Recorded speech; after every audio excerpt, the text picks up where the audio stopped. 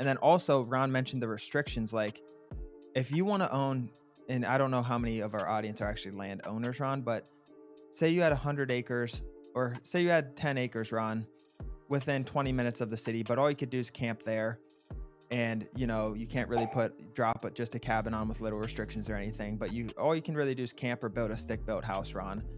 Or you have that same 5-10 acres, an hour away, and you can do anything you want on that land. You can drop any sort of cabin, very little restrictions. You can hunt on that land. You can light fireworks on that land. You're not going to have anyone knocking on your door or anything. Like the restriction things, as soon as we start putting restrictions on our properties and like in HOAs and all these other things, the buyer pool drops 70%.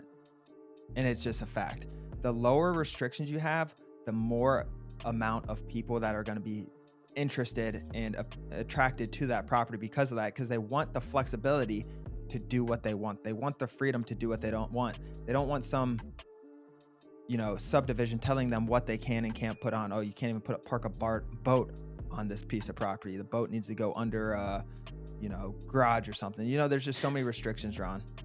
Yeah, that's a good example, Dan.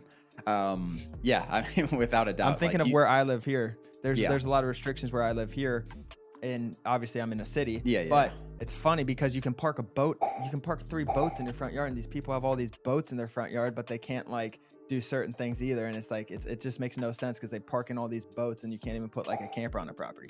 Yeah, and like the thing about it, guys, and this will be kind of an educational part. The thing about it is, so there's county restrictions and there's city restrictions. Within a county that has a really big city in it, those county restrictions are going to be pretty high.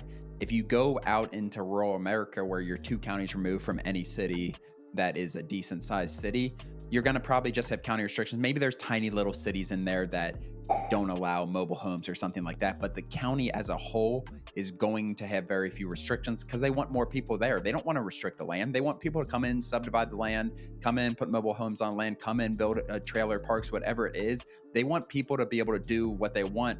And having lower restrictions, like Daniel said, is going to entice more people to be in those rural counties. And that's what we're moving towards, Dan.